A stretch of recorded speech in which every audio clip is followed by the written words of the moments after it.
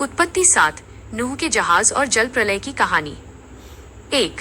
परमेश्वर की आज्ञा और जहाज में प्रवेश।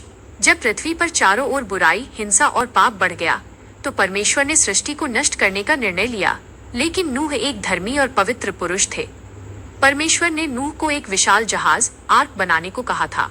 जब जहाज पूरी तरह तैयार हो गया, तब परमेश्वर ने नूह से कहा, तुम अपने पूरे परिवार के साथ जहाज में जाओ, क्योंकि मैंने इस पीढ़ी में केवल तुम्हें ही मेरे सामने धर्मी पाया है।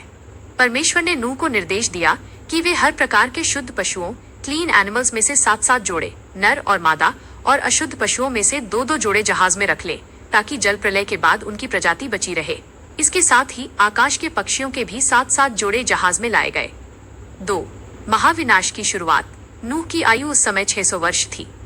जब नूह, उनकी पत्नी, उनके 3 बेटे शेम, हाम, येपेत और उनकी बहुएं सभी जानवरों के साथ जहाज के भीतर चले गए, तब परमेश्वर ने खुद जहाज का द्वार बाहर से बंद कर दिया।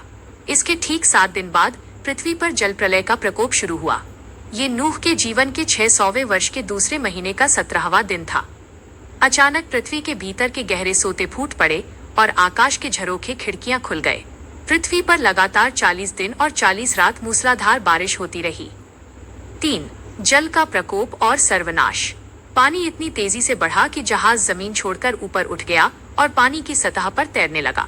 पानी पृथ्वी पर इस कदर बढ़ गया कि दुनिया के सारे ऊंचे पहाड़ भी डूब गए।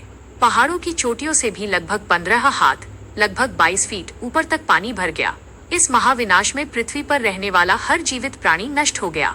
सभी प्रकार के पक्षी, घरेलू पशु और जंगली जानवर, रेंगने वाले जीव और सभी मनुष्य।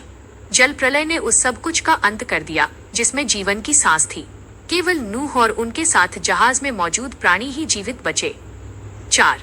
एक शांत और ठहरती हुई दुनिया। बाइबल बताती है कि पृथ्वी पर पानी का ये भयानक प्रकोप पूरे 150 दिनों तक बना रहा। हर तरफ सिर्फ और सिर्फ पानी का समंदर था, जिसमें पुरानी पापी दुनिया पूरी तरह डूब चुकी थी। लेकिन उस विशाल विनाश के बीच नूह का जहाज सुरक्षित तैर रहा था, क्योंकि उसकी कमान साक्षात परमेश्वर के हाथों में थी। कहानी से सीख।